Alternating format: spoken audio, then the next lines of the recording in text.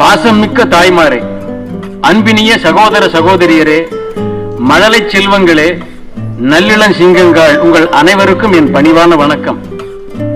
என் சிந்தையில் உதித்த சிந்தனை முத்துக்களை கவிதை மாலையாக தொடுத்து மானசீகமாக உன் கழுத்தில் அணிவிக்க விழுகிறேன்.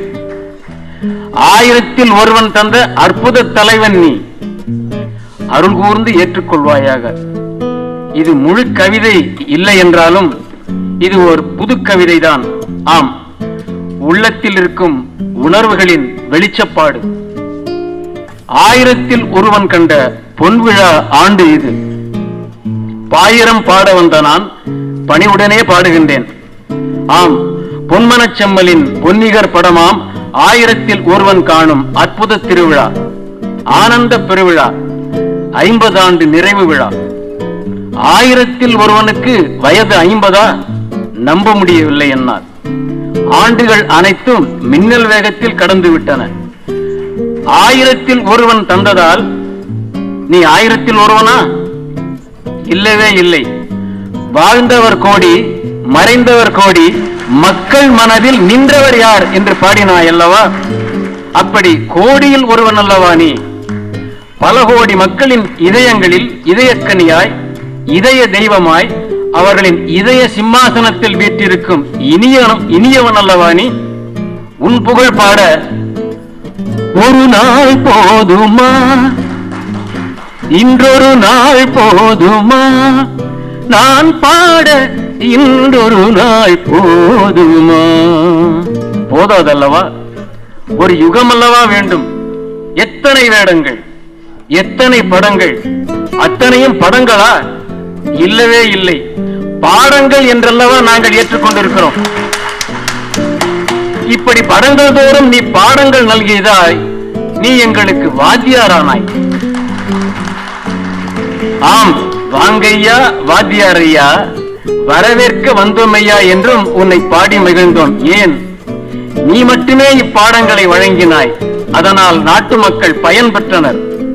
வேறு யார் இதனை வழங்க இயலும்? வழங்கினாலும் ஏற்றுக்கொள்வார்களா? வேறு யாரும் வாத்தியாராக இருக்க முடியுமா? முடியாது. காரணம், உனக்கு மட்டுமே அத்தகுதி இருந்தது. அதை யாரும் மறுக்க முடியாது. ஏன்? உன்னிடம் இருந்தது என்ன? அன்பு, பண்பு, கனிவு, அறிவு, அரவணைப்பு, அஞ்சாமை, ஆற்றல், ஈகை, எல்லாவற்றுக்கு மேல் ஓர் ஆளுமை என்று அனைத்தும் உன்னிடம் குடிபுகுந்ததால் தான் இந்நாட்டையே ஆளும் பொறுப்பும் உன்னிடமே வந்தது.